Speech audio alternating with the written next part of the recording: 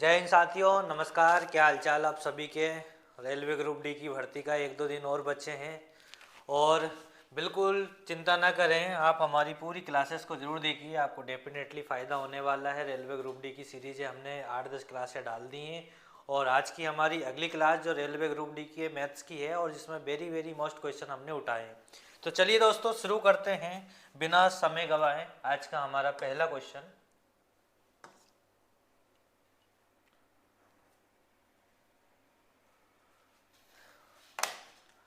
Sign square 60 plus cos square 30 plus cot square 45 plus sec square 60। इसके लिए आपको सभी के मान याद होना चाहिए। त्रिकोणमिति में सारी वैल्यू आपको याद करके रखना है। यहाँ पे साइन 60 का जो मान है आपका वो है आपका √3/2 और कोस 30 का जो मान है वो है आपका √3/2 और कोट 45 का जो मान है वो है 1 और सेक 60 का जो मान होता है वो होता है √2।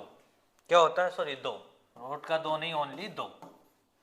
इन सभी पे क्या लगा है, स्क्वायर लगा है, इसलिए हम क्या लगा देंगे, स्क्वायर लगा देंगे और सॉल्व कर लेंगे।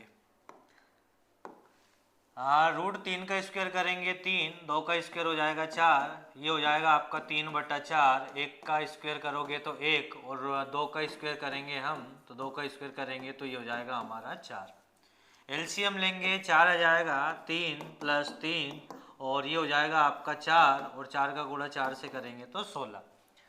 इनके बटे 1 कर लेना। एलसीएम लिया हमने 4, सोल्व करेंगे 16 × 4 = 20, 20 और 26, 26/4 और काटेंगे तो ये आ गया 2 से काटा 13 बार, 2 से काटा 2 बार, तो 13/2 हमारा यहाँ पे क्या हो जाएगा, आंसर हो जाएगा। त्रिकोणमिति के सारे मान आपको याद होना चाहिए और बिना मान के ये क्वेश्चंस नहीं बनेंगे। मैं आपको एक सिंपल ट्रिक बता रहा हूँ, आप उससे इस चीज़ को याद कर सकते हैं। ध्यान से देखिए, आपको एक लाइन याद रखना है। क्या याद रखना है कि 0 से लेके 1 के बीच की कहानी थी, 2 पहरेदार थे और एक रानी थी। 0 से लेके 1 के बीच की कहानी थी, 2 पहरेदार थे और एक रानी थी। इस एक के 2 दोस्त आए और तीनों राजा बन गए। क्या कहानी है, 0 से लेके 1 के बीच की कहानी है, 2 पहरेदार है और एक रानी है। 0 से लेके 1 के बीच की कहानी है, 2 पहरेदार है और एक रानी है। इस एक के 2 दोस्त आए और तीनों क्या बन गए, राजा बन गए। तो ये जो है ये आपने निकाला है, तो ये निकाले हैं आपने साइन के मान। काय के मान निकाले हैं, साइन के। तो ये हो जाएगा आपका sine 0 degree, sine 30 degree, sine 45 degree, sine 60 degree और साइन 90 डिग्री। काय के मान निकाले आपने साइन के। साइन का उल्टा कर दोगे तो कोस के मान आ जाएंगे। ये हो गया आपका 1, ये हो गया √3/2 या 1/√2, 1/2 और ये 0, तो ये हो गए कोस के। और साइन में कोस का भाग देंगे, साइन बटे कोस होता है 10, तो हम सब भाग दे देंगे 0 का 1 में भाग, मतलब 1 से 0 में भाग देंगे तो ये हो जाएगा 0। 2 से 2 कट जाएगा तो 1/√3 बचेगा, ये पूरा कट जाएगा तो 1 बचेगा और ये 2 से 2 कट जाएगा तो √3/1 बचेगा, तो √3 हो गया। और 0 को जब हम किसी संख्या में भाग देते हैं तो क्या आता है, इन्फिनिटी आता, अनंत आता। और 10 का उल्टा दोस्तों क्या होता है, 10 का उल्टा होता है कोट, तो उल्टे कर देंगे। ये हो गया आपका इन्फिनिटी, ये हो गया √3, ये 1/√3 और ये 0 डिग्री। तो ये कुछ मान हैं जो अगर आपको निकालना नहीं आते हो तो आप सीख सकते हैं, पर इनको आप कोशिश कीजिए मौखिक याद करने की। क्या कीजिए कि ये जो सारे मान हैं वो आपको कैसे याद हो, मौखिक याद हो। तो इस सवाल का जो हमारा आंसर बना है वो बना है 13/2।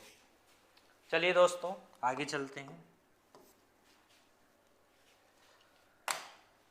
जब कोण अल्फा बराबर 45 डिग्री है तो सभी 6 त्रिकोणमितीय अनुपात के मानों का ज्ञात कीजिए। सभी 6 त्रिकोणमितीय, तो 6 त्रिकोणमितीय है हमारी साइन, और यहाँ पे क्या है थीटा अल्फा 45 है तो साइन 45, साइन के बाद में कॉस 45, इसके बाद में कोट 45, इसके बाद में कोट के बाद में टेन 45 और टेन 45 के बाद में सेक 45 और सेक के बाद में कोसेक 45। ये क्वेश्चंस बहुत ज़्यादा मोस्ट हैं, बना है पेपर में, वापस बन सकता है। यहाँ कभी आपको 45 की जगह 60 दे देंगे, 30 दे देंगे और क्या पूछेंगे, 6 त्रिकोणमितीय अनुपात के मानों का योग ज्ञात करें। योग पूछा है यहाँ पे, तो हमने सभी में क्या लगा दिया, योग। अब हमें मान रखना है साइन 45 का जो मान है वो 1/√2, कोस 45 का जो मान है वो है आपका 1/√2, और कोट 45 और टेन 45 का मान है आपका 1, और सेक 45 का मान होता है आपका √2, और कोसेक 45 का मान होता है आपका √2। तो हमने सारे मान रख दिए हैं, इसे सोल्व कर लेना है। जब ऐसी स्थिति बने तो आप इकट्ठा एलसीएम ले लें, और एलसीएम यहाँ पे क्या आएगा, √2। √2 से √2 कट जाएगा तो ये बचेगा 1, यहाँ बचेगा 1, और ये हो जाएगा आपका √2, ये √2, और √2 का गुणा 2 से करेंगे 2, और √2 का गुणा 2 से करेंगे तो ये हो जाएगा आपका 2। सोल्व कर लेते हैं, 2 2 4, 4 और 2 6, और 6 प्लस 2 √2, और बटे में हो गया हमारा क्या, √2।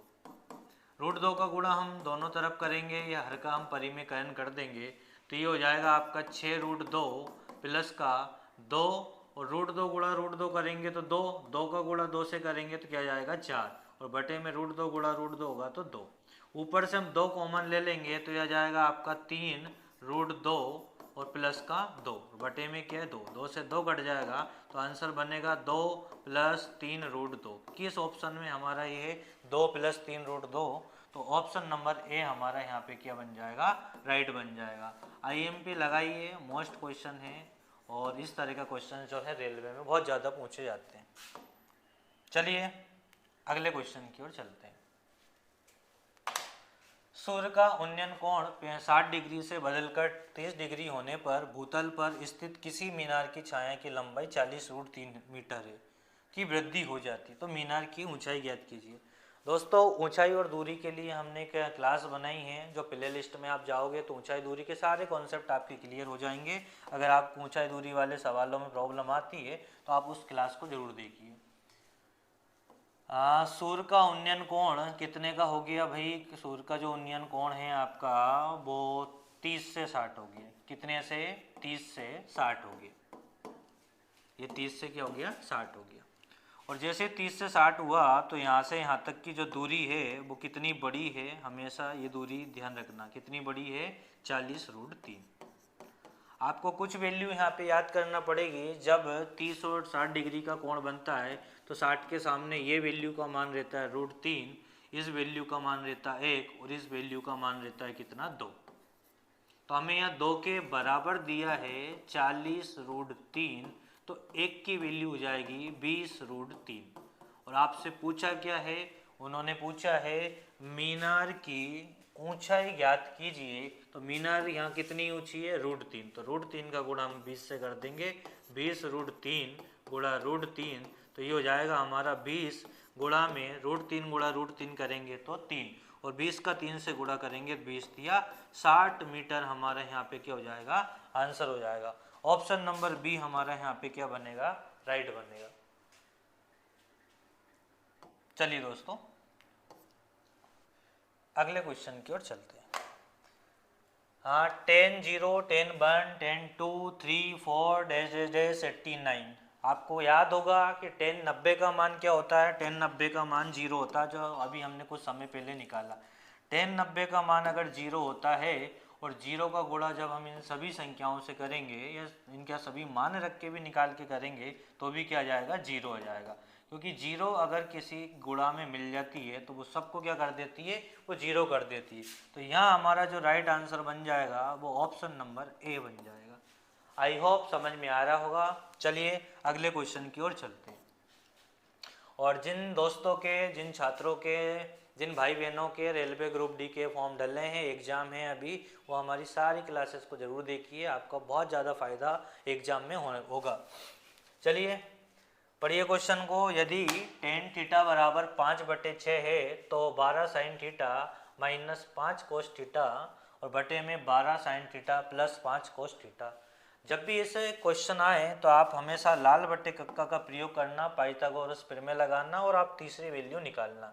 क्योंकि कर्ण, लंब और आधार इन तीनों का बड़ा रोल रहता है इस प्रकार के क्वेश्चन में। पर आपको यहाँ इस क्वेश्चन में ज़रूरी नहीं है लगाना ये, क्यों? क्योंकि यहाँ दिया गया टेन थीटा, और टेन थीटा बराबर होता है साइन थीटा बटे में कोस थीटा, और इसकी वैल्यू दी उन्होंने 5/6। तो हम ये साइन की वैल्यू 5 ले लेंगे और कोस की वैल्यू क्या ले लेंगे, 6 ले लेंगे। और यहाँ पे हमसे साइन और कोस की वैल्यू हमसे पूछी है, तो मान रख देते हैं 12 गुणा साइन थीटा की हम मान है 5, तो 12 into 5 minus 5 into cos theta का मान है यहाँ पे कितना, 6। और यही आपका नीचे है प्लस में हो जाएगा, तो 12 इंटू 5 प्लस 5 इंटू 6। सोल्व करेंगे 12 पंजे 60 माइनस 5 छंगे 30 बटे ये 60 प्लस का 30, तो ऊपर बचेगा हमारा 30 और बटे में हो जाएगा आपका 90। 30 से कम 30, 30 तिया 90, 1/3 हमारा यहाँ पे क्या बन जाएगा, आंसर बन जाएगा। ऑप्शन नंबर बी हमारा यहाँ पे क्या हो जाएगा, राइट हो जाएगा। अगर दोस्तों यहाँ टेन की जगह सेक होता, कोसेक होता, तो फिर आप किसका प्रयोग करते, लाल बटे कक्का का। अगर आप त्रिकोणमिति की क्लास चाहते हैं तो आप कमेंट में लिखिए त्रिकोणमिति। अगर आपको ट्रिग्नोमेट्री में समस्या है और आप चाहते हैं कि मैं आपके लिए पूरी क्लास लेके आऊं, तो आप कमेंट में ज़रूर लिखिए त्रिकोणमिति, ट्रिग्नोमेट्री। ठीक है, तो अगली क्लास पे हम उस पर चर्चा करेंगे।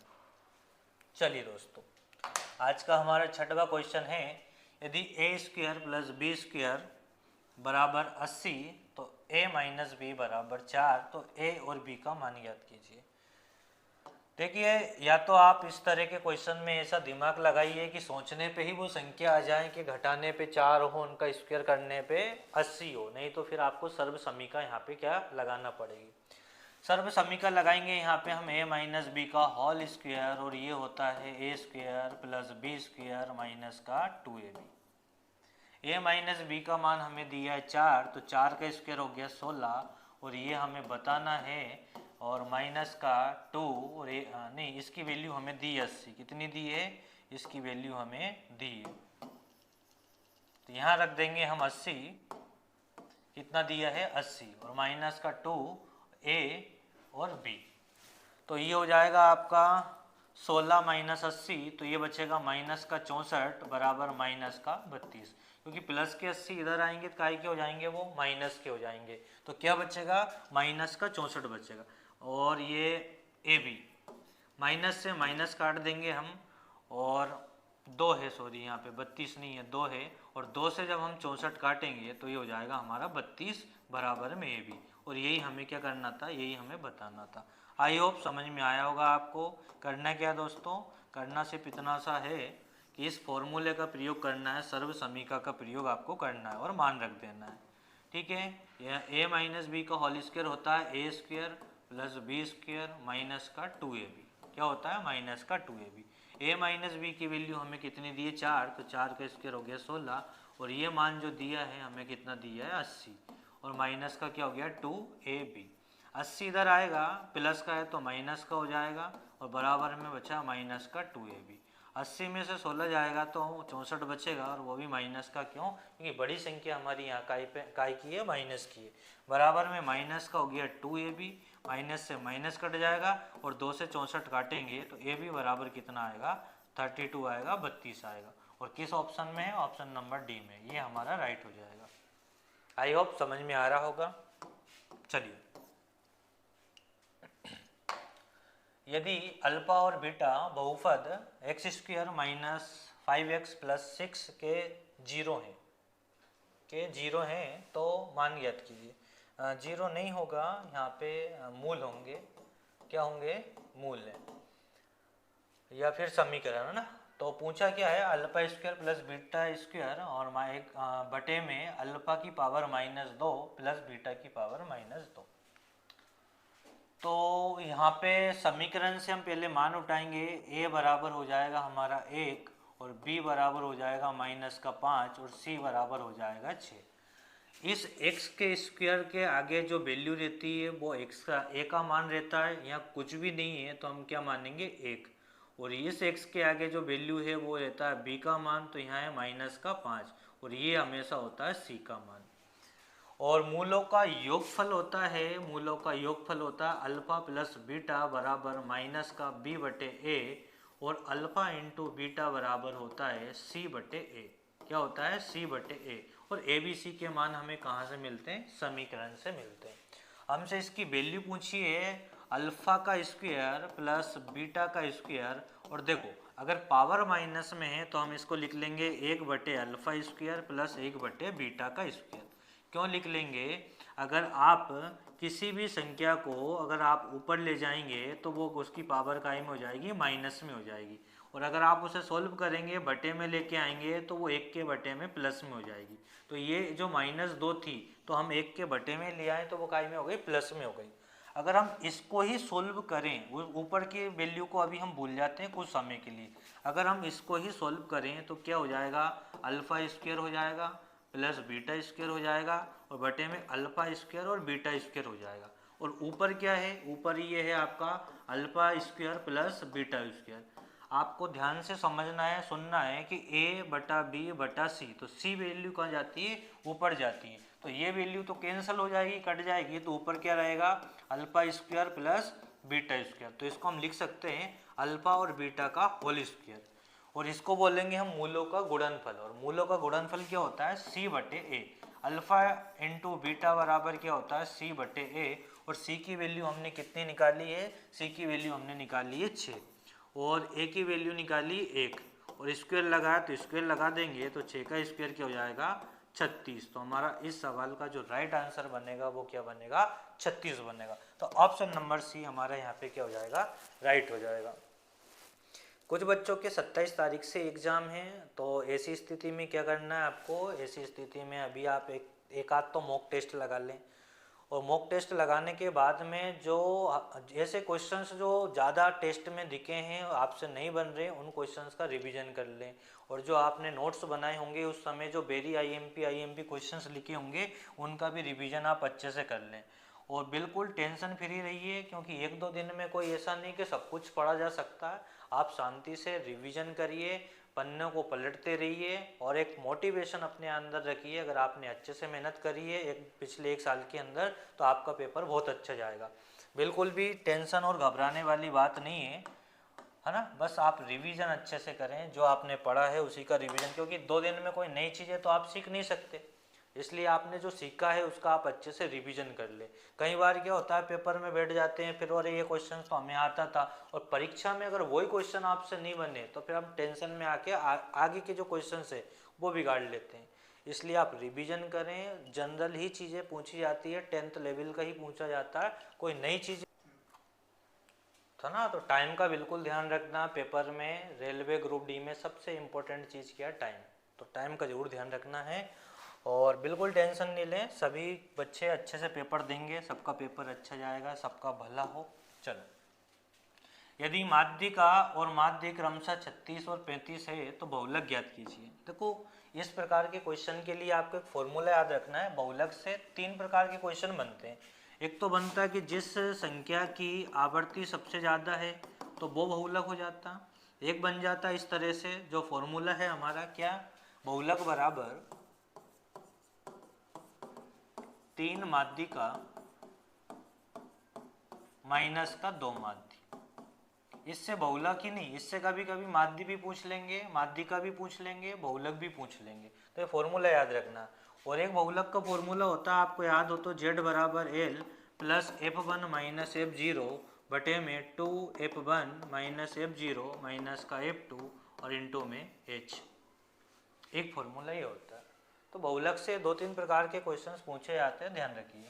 यहाँ हमें दिया है 3, और माध्य का कितनी दी है? माध्य का दी है हमें यहाँ पे कितनी? 36 माइनस 2, और माध्य कितना दिया है? माध्य दिया है यहाँ पे 35। तो 36 दिया हो जाएगा हमारा 108, और 35 दूनी हो जाएगा हमारा 70, और 108 में से 70 घटाएंगे तो 38 हमारा क्या बचेगा? आंसर बचेगा। तो यहाँ पे जो आंसर है हमारा वो हो जाएगा सी।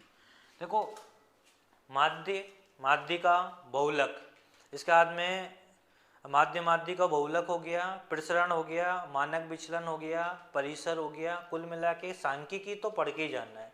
सांख्यिकी से क्वेश्चन डेफिनेटली आएगा, सांख्यिकी जरूर आप अच्छे से पढ़ के जाइए। अभी प्ले लिस्ट में हमने 2 क्लासें डाल दी हैं, एक तो बहुलक की डाल दी है और एक डाल दी है माध्यिका की, और धीरे धीरे वो सारी क्लासेस वहाँ पे अपलोड कर देंगे। अगर आपने सांख्यिकी नहीं पढ़ी हैं तो आप बिल्कुल पढ़िए, और बिल्कुल जीरो लेवल से वहाँ पे समझाया गया है। चलिए अगला क्वेश्चन है हमारा, ताश के पत्तों की गड्डी से इक्का निकालने की प्रायिकता हो सकती है। देखो इक्का निकालने की प्रायिकता हो सकती है, कैसे निकालना है अपन ने, ताश की गड्डी से। अब ताश की गड्डी में 4 इक्के होते हैं, 4 बादशाह होते हैं, 4 बेगम और 4 गुलाम। पेश कार्ड होते हैं 12 और 13 के 4 भिन्न भिन्न कार्ड होते हैं। लाल कार्ड हो गए हैं आपके 26, काले कार्ड हो गए हैं आपके 26। तो इसी प्रकार से क्वेश्चंस, अगर एक पत्ता निकला है तो जो भी पत्ता निकला रहे हैं वो ऊपर रखेंगे और टोटल सभी का नीचे रखेंगे। हमें इक्का निकालना है। ताश की गड्डी में इक्के कितने होते हैं, इक्के होते हैं 4, और टोटल पत्ते कितने होते हैं 52। प्रायिकता के लिए याद रखना आपको, 4 से काटेंगे, 4 एकम 4 और 13 चौके 52। तो हमारा आंसर क्या बनेगा, आंसर बनेगा 1/13। प्रायिकता, क्रमचय, संचय, ये टॉपिक भी आप अच्छे से पढ़ के जाइए, रिवीजन जरूर करके जाइए, और फिर 27 तारीख को हमें पता चल ही जाएगा किस तरह से क्वेश्चंस पूछे जा रहे हैं, तो उसी एनालिसिस के आधार पर अगले क्वेश्चंस आएंगे।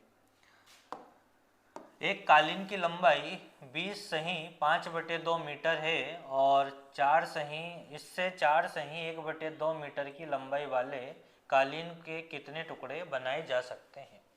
जब भी कितने बोला जाए तो सीधा सा याद रखना, हमें भाग देना है। क्या देना है, भाग। जब भी कितने की बात करें तो पहले तो इसे सोल्व कर लेते हैं। 20 दूनी 40 और 5 45/2 की कालीन है, और आपको टुकड़े बनाना है 4 दूनी 8 और एक 9/2 के। तो ये हो जाएगा आपका 45/2 इंटू में 2/9, 2 से 2 जाएगा, 9 पंजे 45। कितने टुकड़े बनेंगे, 5 टुकड़े बनेंगे। ऑप्शन नंबर डी हमारा यहाँ पे क्या हो जाएगा, राइट हो जाएगा। आई होप समझ में आ रहा होगा आपको। चलिए अगले क्वेश्चन की ओर चलते हैं। 151, 53, 58, 65 और 50, 40, 70, 170 माध्यिका बतानी है। देखो माध्यिका के लिए आपको क्या याद रख लेना है कि सबसे पहले तो आपको आरोही क्रम में जमाना है, मतलब बढ़ते हुए क्रम में। जो भी आपको संख्या दी उसको आप बढ़ते हुए क्रम में जमा लो, और बीच की संख्या आपकी माध्यिका हो जाएगी। तो हम सबसे पहले यहाँ पे किसको लेंगे, सबसे पहले लेंगे हम यहाँ 140 को, क्योंकि 140 से छोटी कोई सी संख्या यहाँ पे नहीं है। 140 के बाद में हम लेंगे यहाँ पे 150 को, 150 के बाद लेंगे हम यहाँ 151 को, और 151 के बाद में एक 2 बार 151 तो ये 151, और 153 तो ये हो गया आपका 153, और ये एक और 153 है तो ये 153। इसके बाद में 153 के बाद में 58 तो ये 158 और ये 158। इसके बाद में क्या बचा है, 165 और 170। ये हो गया 165 और ये 170। आप सीधी लाइन में लिख सकते हो। अब आरोही क्रम में जमाने के बाद में हमें क्या करना है, आरोही क्रम में जमाने के बाद में हमें बीच की संख्या देखनी है। बीच की संख्या देखने के लिए पहले आप पद गिन लो, 1 2 3 4 5 6 7 8 9 10। 10 है तो 5 संख्या इधर होगी आपकी और 5 इधर होगी, और उनके बीच में जो संख्या होगी वो होगी आपकी माध्यिका। तो 5 के लिए 153, क्या हो गया 153, और ये 153। अब यहाँ कैसे पता चले कि बीच में कौन सी संख्या है, और जब पता नहीं चले तो आपको करना क्या है, दोनों संख्याओं को जोड़कर 2 से भाग दे देना है। तो दोनों एक जैसी संख्या है तो हमारा जो राइट आंसर आएगा वो 153 ही आ जाएगा, और आप जोड़ के भी भाग दे सकते हो। 150, 150, 300, 306 का जब आप आधा करोगे तो आ जाएगा आपका 153। तो ऑप्शन नंबर डी हमारा यहाँ पे क्या हो जाएगा, राइट हो जाएगा। चलिए नीचे दिए गए बटन का माध्य 26 है तो के का मान ज्ञात कीजिए। बहुत ज़्यादा मोस्ट क्वेश्चन है दोस्तों, और माध्य से, माध्यिका से, बहुलक से, सांख्यिकी तो पढ़ के ही जानना है आपको। 2-3 क्वेश्चन तो मिलने ही है पेपर में। दिए गए बटन का माध्य कितना है, 26। हमें दिया गया बारंबारता दी है हमें, और वर्ग दिया है। तो हम क्या करेंगे, पहले इनका बीच का मान देखेंगे। जब भी आपको इस तरह का क्वेश्चन मिले तो आप इनका बीच का मान देखेंगे, उसे एक्स नाम दे लें, इसको एफ दे लें, है ना। तो 10 0 और 10 के बीच में क्या है 5, और 5 का गुणा 8 से करेंगे तो क्या हो जाएगा 40। इनके बीच में 15 है, 15 का गुणा 10 से करेंगे तो ये हो जाएगा आपका 150। इसके बीच में 25 है तो ये हो जाएगा आपका 25 के। और यहाँ है आपका कितना 35, और 35 का गुणा जब आप 6 से करेंगे तो 6 पंजे 30, 6 ती 18, 18 और 3 21, तो 210। और यहाँ बीच का मान है 45, और 45 का गुणा जब आप 12 से करेंगे तो 12 पंजे 60, और 12 चौके 48, 48 और 6 हो जाएंगे आपके 54, तो ये हो जाएगा दोस्तों 540। अब ये क्या हो गया, ये हो गया आपका एक्स अपन ने निकाल ही लिया था, ये हो गया, तो इसको हम बोलेंगे सिग्मा एपेक्स। फॉर्मूला क्या है समांतर इसका माध्य का सिग्मा एपेक्स बटे सिग्मा एप। तो सिग्मा एपेक्स के लिए हम सभी को जोड़ लेते हैं 40 और 150 और 210 और ये 540। तो ये हो गया आपका 190, 190, 210 और 540। तो ये 0, 9 और 1 10 और 4 14, 5 2 7, 7 और 1 8 और 1 9, 940। तो ये हो गया हमारा 940 प्लस 25 के, और बटे में इनका संख्या तो कितनी हो जाएगी 8 और 10 18, 18 और 12 30, 30 और 6 36, 36 और प्लस में क्या हो जाएगा के। और ये क्या है, ये पूरा माध्य है, और माध्य की वैल्यू कितनी दी है, माध्य की वैल्यू दी है उन्होंने 26। बस इसे सोल्व कर लेना है। तो ये हो गया हमारा 940 प्लस का 25 के, और 26 गुणा हम 36 करेंगे तो 26 इंटू 36 करेंगे तो 6 चौके 6 छंगे 36, और 6 ती 18, 18 और 3 21, ये हो जाएगा 6 दूनी 12, और 2 तीय 6 और 1 7, तो 9 3 6 936। तो 936 प्लस का 26 और के का गुणा 26 से करेंगे 26 के। पक्षांतर करेंगे, सोल्व करेंगे तो 25 के और 26 के का अंतर आ जाएगा के, और 940 और 936 का अंतर आ जाएगा 4। तो के की जो वैल्यू आएगी वो कितनी आएगी 4 आएगी। तो ये राइट आंसर जो बनेगा हमारा वो बनेगा option number B. Most question है और बिल्कुल स्क्रीनशॉट ले सकते हैं आप इसका, और सॉल्व कीजिए 1-2 बार इसको। चलो देखो पेपर में क्या होता है, आता सब कुछ है, पर रेलवे में क्या सबसे ज़्यादा इम्पोर्टेंट है टाइम। तो आप ज़्यादा प्रैक्टिस करें, ज़्यादा से ज़्यादा प्रैक्टिस करें। क्वेश्चन पे अगर आपकी कमांड अच्छी हो गई, टाइम से पहले आप आंसर निकालना सीख गए उसका, तो ही वो फ़ायदा होगा। नहीं तो बहुत सारे बच्चे आगे कहते हैं आ तो सब कुछ रहा था पर टाइम कम पड़ गया। इसलिए आप रिवीजन करें, और बिल्कुल किसी भी क्वेश्चन को ये नहीं सोचें कि ये तो हम कर लेंगे। आपको आता है फिर भी उसको करें, आपका आत्मविश्वास बढ़ेगा, कॉन्फिडेंस लेवल आपका बूस्ट होगा। वहाँ पे एक सम पंचभुज के प्रत्येक अंतःकोण का मान ज्ञात कीजिए। देखो अगर अंतःकोणों का योग पूछता तो फॉर्मूला होता n-2 इंटू में 180। कब, जब योग पूछता। अब योग अगर देखो अंतःकोणों का योग निकाल लिया, अगर हम उसमें जो आकृति है उससे भाग देंगे तो उसका एक कोण निकल जाएगा, और यही हमसे पूछा है कि अंतःकोण का मान बताइए, तो n का हम भाग दे देंगे। अब n की वैल्यू क्या है यहाँ, पंचभुज, पंचभुज मतलब 5, तो 5 माइनस 3 बटे में 5 और इंटू में 180, और 5 से 180 काटेंगे तो हम 5 3 15, बचेगा कितना हमारा 3, 5 छंगे 30, और यहाँ बचेगा हमारा 5 में से 3 जाएगा तो 2, तो ये हो जाएगा, सॉरी 2 आएगा यहाँ पे, और 5 में से 2 जाएगा तो बचेगा 3, और 36 गुणा 3 करेंगे तो 36 ये कितना आएगा 108 डिग्री। तो इस सवाल का जो आंसर आएगा वो आएगा हमारा 108 डिग्री। ऑप्शन नंबर डी हमारा यहाँ पे क्या हो जाएगा, राइट हो जाएगा। चलिए अगले क्वेश्चन की ओर चलते हैं। दो संपूरक कोणों में से बड़ा कोण छोटे कोण से 36 डिग्री अधिक है। देखिए पहले तो आपको ये याद रखना है कि दो संपूरक का योग जो होता है वो 180 होता है। कितने डिग्री का होता है 180। और उन्होंने क्या बोला है, उन्होंने ये बोला है कि बड़ा कोण जो है छोटे कोण से 36 डिग्री अधिक है। अगर मैं या हम छोटे कोण को x मान लेंगे तो बड़ा कोण क्या हो जाएगा x प्लस 36। और याद क्या रखा था हमने कि दो संपूरक कोणों का योग कितना होता है 180, तो इनके बराबर में क्या रख देंगे हम 180 डिग्री। तो ये हो गया हमारा 2x प्लस का 36 बराबर 180 डिग्री। इतना समझ में आया होगा। तो 2x बराबर 180 में से हम क्या घटा लेंगे, 36 घटा लेंगे, तो हमारा बचेगा 144, 144, और 2 से 144 काटेंगे तो x बराबर आएगा 72 डिग्री। हमने छोटा कोण माना था, इसलिए हमारा राइट आंसर भी क्या होगा, 72 डिग्री होगा। ऑप्शन नंबर ए हमारा यहाँ पे क्या हो जाएगा, राइट हो जाएगा।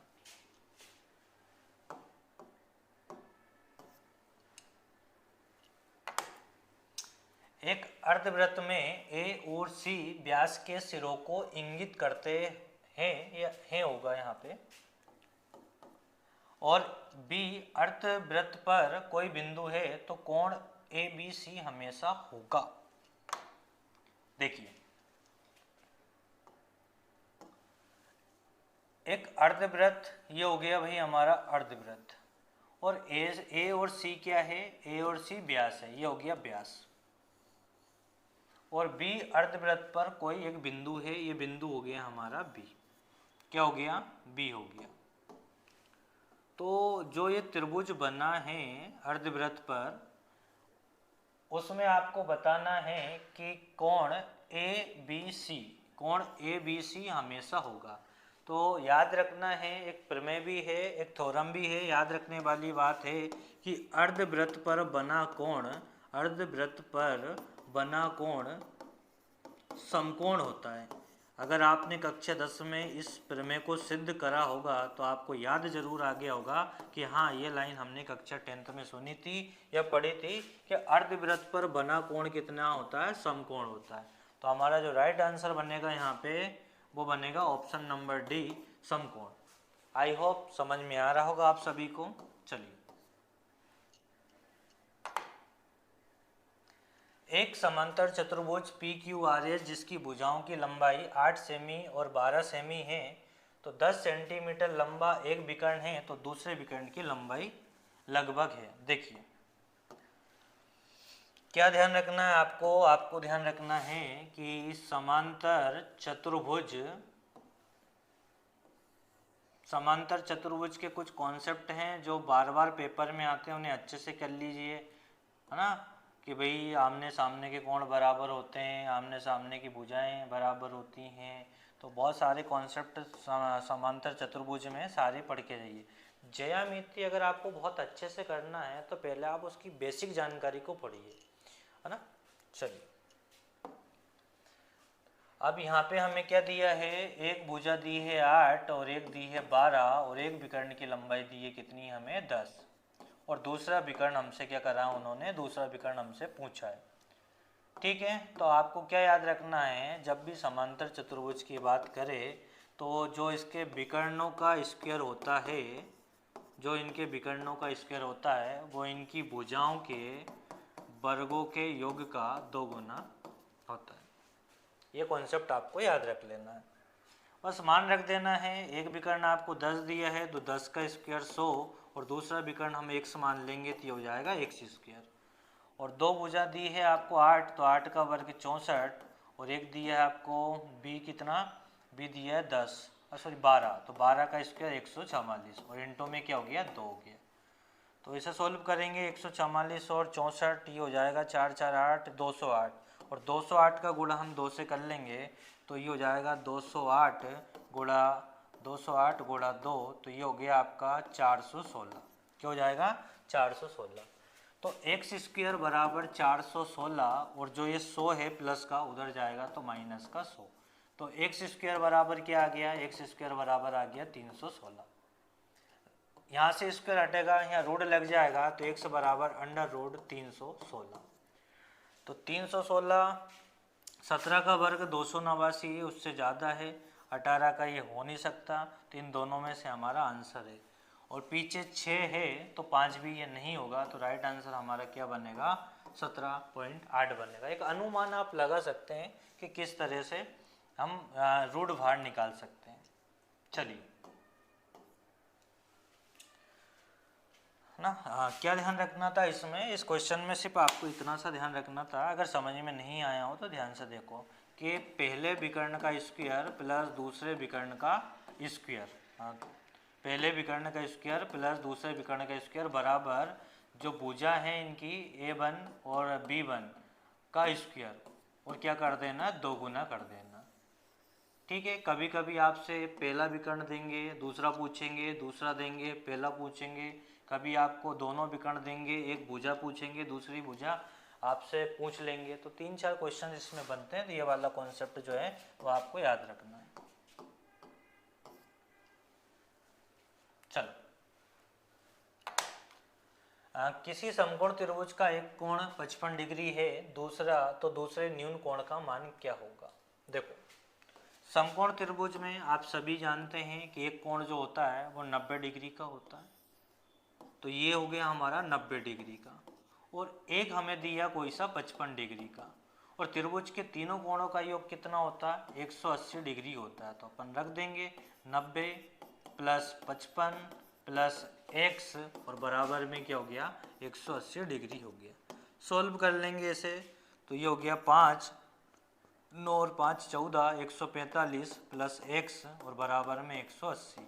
145 उधर चला जाएगा तो 180 माइनस का 145, तो यहाँ पे बचेगा कितना हमारा 35 डिग्री। तो x की वैल्यू कितनी आएगी, x की वैल्यू आएगी 35 डिग्री। आई होप समझ में आ रहा होगा आप सभी को। चलिए, 750 रुपये की निवेशित राशि पर 3 महीने का ब्याज 18 रुपये है, प्रति वर्ष साधारण ब्याज की दर क्या होगी। देखिए, सिंपल सा साधारण ब्याज का फॉर्मूला सबको याद है, बचपन से पढ़ रहे हैं, है ना। SI बराबर PRT बटे में 100।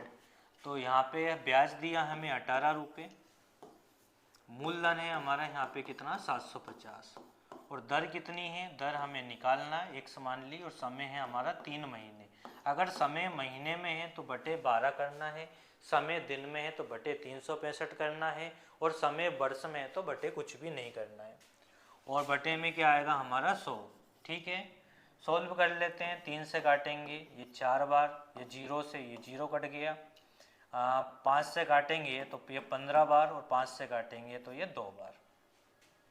तो ये हो गया हमारा 18 इंटू 4 दूनी 8, और 15 कहाँ जाएगा हमारा, बटे में आ जाएगा, बराबर में x।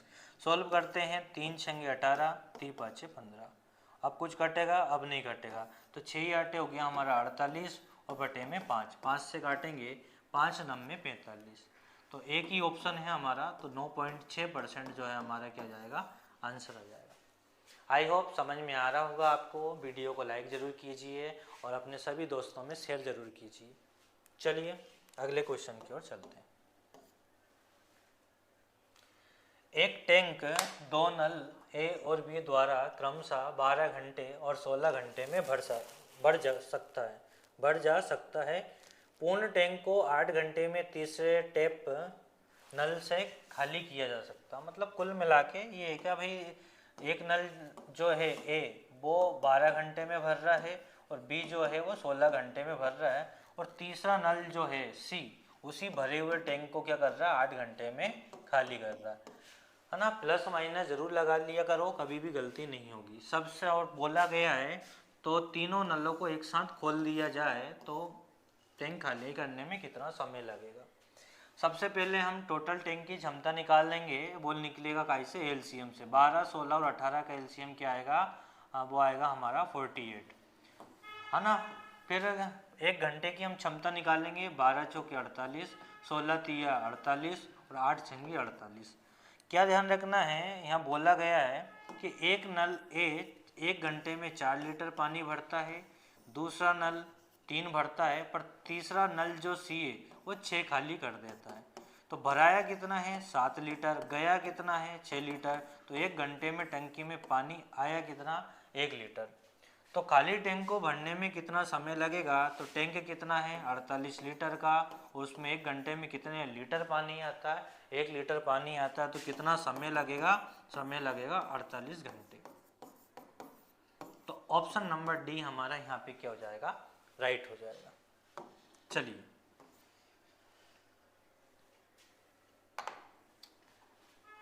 एक परियोजना में 54 सदस्यों की टीम एक काम को 35 घंटे में कर सकती है, 18 सदस्य उसी काम को कितने घंटों में करेंगे। भाई मिश्र समानुपात का क्वेश्चन है और यह हम बोल सकते हैं MDH वाला है। कौन सा है? MDH वाला। 54 सदस्य कितने घंटे में कर सकते हैं? 54 सदस्य 35 घंटे में कर सकते हैं। 18 सदस्य उसी काम को x घंटे में करेंगे। तो ये हो गया 18 तिया 54 और 35 तिया 105। तो 105 घंटे हमारा क्या हो जाएगा? आंसर हो जाएगा ऑप्शन नंबर सी यहाँ पे क्या होगा? राइट होगा। चलिए, PQ एक वृत्त का व्यास है जिसका केंद्र O है। यदि कोई बिंदु R पर स्थित एक कोण RPO 39 डिग्री है तो कोण RQP की माप क्या होगी? ये क्वेश्चन हमने पिछली वीडियो में भी शायद कराया है, तो आपको या तो हम होमवर्क में दे दें या फिर आप करिए इस क्वेश्चंस को। अगर आपसे नहीं बनता है तो पिछली 1-2 क्लासेस में सेम टू सेम क्वेश्चंस कराया है और इसका जो आंसर बनेगा वो भी मैं आपको बता दूं, 51 डिग्री बनेगा। तो कर सकते हैं। अगर आपको कर नहीं बने तो कोई चलो अगला क्वेश्चन देंगे होमवर्क में। PQ एक वृत्त का व्यास है। भाई ये वृत्त है और इसका व्यास क्या है? इसका व्यास है PQ। और O केंद्र है, ये O केंद्र हो गया। और कोई बिंदु R पर स्थित है तो ये हो गया हमारा क्या? R। ये हो गया हमारा R। तो बताना क्या है? RPQ। RPQ आपको दिया है कितना? 39 डिग्री का दिया है। तो वही याद रखना है आपको कि भाई अर्धवृत्त पर बना कोण कितना होता है? समकोण होता है। तो ये हो जाएगा आपका 90 का और तीसरा आपको बताना है। तो ये हो गया 90 + 39 + x बराबर में 180। तो यहाँ x की वैल्यू जो आ जाएगी वो कितनी आ जाएगी? 51 डिग्री आ जाएगी। आई होप समझ में आया होगा। अच्छा क्वेश्चन है। चलिए अगले क्वेश्चन की ओर चलते हैं। एक बक्से में 100 पेन हैं जिसमें से 8 खराब हैं। एक पेन को बक्से से निकाला जाता है, उसके खराब ना होने की प्रायिकता ज्ञात कीजिए। देखो, जब भी आपसे ना होने की प्रायिकता पूछा जाए तो आपको क्या करना है? 1 माइनस होने की प्रायिकता, है ना? क्या याद रख लेना? 1 माइनस होने की प्रायिकता। तो पहले अपन 8 पेन खराब होने की प्रायिकता निकालेंगे तो 8/100। तो ये हो गया आपका 4 दूनी 8 और 25 चौके 100, तो 2/25। ये 2/25 क्या आया? पेन खराब होने की प्रायिकता है। और आपसे पूछा क्या है? पेन खराब ना होने की प्रायिकता। तो ना होने की जब भी पूछेंगे तो माइनस करेंगे। तो 25 एकम 25 और 25 में 2 जाएगा तो 23/25 हमारा क्या बनेगा? आंसर बनेगा। आई होप समझ में आ रहा होगा। कभी कभी क्वेश्चन सिर्फ इतना सा आ जाता है पेपर में, यदि आज बरसात होने की प्रायिकता 0.4 है तो बरसात ना होने की प्रायिकता ज्ञात कीजिए। तो आपको काय में से माइनस कर लेना, 1 में से माइनस कर लेना। चलिए दोस्तों अगले क्वेश्चन की ओर चलते हैं। कोई व्यक्ति 2800 रुपये में एक मैच खरीदता है और 30% की हानि पर बेच देता है। तो मैच का बिक्री मूल्य ज्ञात कीजिए। देखो, 2800 रुपये की कोई वस्तु है और 30% अगर आप हानि में बेच रहे हो तो आपने 70% पैसा तो लिया ना। तो आप 2800 का बस 70% निकाल दो। 2 जीरो से 2 जीरो, 28 इंटू क्या करोगे? 70 करोगे। 7 8 हो गया आपका 56, 56 का 6, हासिल आया 5, 7 दूनी 14, 14 और 5 19 और ये 0। 1960 रुपये आपकी वस्तु का क्या होगा? बिक्री मूल्य होगा। ऑप्शन नंबर बी हमारा यहाँ पे क्या बनेगा? राइट बनेगा। चलिए, एक चुनाव में एक उम्मीदवार 75% वैध मतों से विजय हुआ। मतलब जो भी वोटिंग हुई होगी उसका 75% उस व्यक्ति को मिला है। कुल 5,60,000 मतों में से, मतलब टोटल जो वोट हैं वो कितने हैं? वो हैं आपके 5,60,000। और 15% मत अवैध थे। अवैध मतलब जो फर्जी वोट थे वो कितने थे? 15। तो 15 अगर हम हटा देंगे तो बचेगा क्या? 85%। और इसमें से जो विजय हुआ है वो कितना लेके आया? वो लेके आया 75%। अगर हम इसका 75% निकाल देंगे तो कौन से वोट आ जाएंगे? कौन से वोट आ जाएंगे? उम्मीदवार को मिलने वाले, जो जीता है उसको मिलने वाले। तो तो बस इसे सॉल्व कर लेना है, 2 जीरो से 2 जीरो, ये 2 जीरो से ये 2 जीरो। थोड़ी सी मेहनत आप कर लेना, 56 गुणा 85 गुणा 75, इतनी सी मेहनत करना है, इतना सा कष्ट आपको करना है और कमेंट में आंसर देना है कि कौन सा आंसर होगा, ये इनमें से कौन सा आंसर होना है। चलिए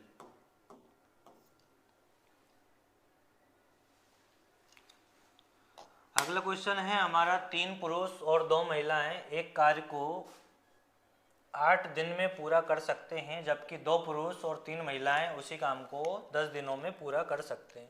तो 2 पुरुष और 1 महिलाएं समान कार्य को कितने दिनों में करेंगे। बहुत अच्छा क्वेश्चन वर्क एंड टाइम का है, आप विलोपन विधि से भी कर सकते हैं और अगर उससे नहीं करना है तो दूसरी मेथड आप देख सकते हैं। यहाँ पुरुष को हम x मानेंगे और जो महिला है वो हम उसे क्या मानेंगे, y मानेंगे। तो क्वेश्चन क्या है हमारा, 3 पुरुष और 2 महिलाएं किसी काम को कितने दिन में कर रही हैं, 8 दिन में, और 2 पुरुष और 3 महिलाएं उसी काम को कितने दिन में कर रही हैं, 10 दिन में कर रही हैं। तो पहले क्या करें, आप इसे सोल्व कर लें, तो यहाँ से हमें क्या मिल जाएगा, टोटल काम मिल जाएगा, और फिर हमें बताना क्या है, 2x प्लस y की वैल्यू अपन ने बतानी है। तो आप चाहो तो इसको और आगे भी लिख सकते हो, पर पहले आप इसे यहाँ से x और y का रेशियो निकाल लो। तो सोल्व करो, 2 चौके 8 और 2 पंजे 10, इसे सोल्व करेंगे तो ये हो गया 4 3 12x प्लस 4 दूनी 8y बराबर 5 का गुणा 2 से करेंगे तो 10x और 5 का गुणा 3 से करेंगे तो 15y। x एक तरफ करेंगे तो 12x में से 10x जाएगा तो 2x बचेगा, और 15y में से 8y जाएगा तो 7y बचेगा। तो x बटे y बराबर क्या हो जाएगा, 7/2। ये अनुपात हम यहाँ रखेंगे तो टोटल काम हमें मिल जाएगा। और पूछा क्या है हमसे पूछा है 2 पुरुष और 1 महिला। पहले हम टोटल काम निकाल लेंगे, 7 दूनी 14, क्या 7 दूनी 14, और y की वैल्यू निकालिए 2, तो 2 का गुणा 3 से करेंगे 2 3 6, और इंटू में क्या है, इंटू में 10 है, तो ये टोटल काम हो जाएगा 14 और 6 20, और 20 का गुणा हम 10 से कर लेंगे तो टोटल काम क्या हो गया, 200। टोटल काम जब आ जाए इतना करने के बाद में प्रश्न ने के पूछा क्या है कि 2 पुरुष तो ये हो गया 2x, कितनी महिला, 1 महिला है तो 1y, कितने दिन में हमें पता नहीं है, t दिन में, और टोटल काम कितना है, 200 है। इतना अपन ने कर लेना है। x की वैल्यू हमने कितने निकाली, 7, तो ये हो गया 7 दूनी 14, और y की वैल्यू निकाली 2, तो 14 और 2 हो गया हमारा 16। तो t बराबर हो जाएगा 200/16। बस इसे सोल्व कर लेना है। 4 से काट लो, 4 पंजे 20 और ये 0, 4 चौके 16, और 4 से 50 काटेंगे तो 12.5 बार कटेगा, तो 12.5 दिन हमारे क्या आएगा, आंसर आएगा। ऑप्शन नंबर ए हमारे यहाँ पे क्या हो जाएगा, राइट हो जाएगा। मोस्ट क्वेश्चन है, स्टार जरूर लगाइए, IMP लिखिए, प्रैक्टिस कीजिए। देखो रेलवे में सबसे ज़्यादा इम्पोर्टेंट क्या है, टाइम मैनेज करना। अगर आपने समय के अकॉर्डिंग पूरा पेपर सॉल्व कर लिया तो आपको दिक्कत नहीं आएगी। चलो, तो इतने ही क्वेश्चन दोस्तों आज के थे। इतने क्या 25 क्वेश्चन हमारे हो गए हैं। हर क्लास में हम 25 क्वेश्चन आपको सॉल्व करा रहे हैं। तो आपको हमारी क्लासेस कैसी लगी कमेंट में ज़रूर बताइए, और अगर आपको पसंद आई है तो सब्सक्राइब ज़रूर कीजिए। और रेलवे के लिए आप हमारी पूरी क्लासेस को ज़रूर देख कर जाइए। जिन बच्चों के, जिन दोस्तों के अभी हाल फिलहाल में एग्ज़ाम है, वो हमारी प्लेलिस्ट में जाके पूरी क्लासेस की वीडियो को देख सकते हैं। तो चलिए दोस्तों, मिलते हैं जल्दी अगली क्लास में। जय हिंद, जय भारत।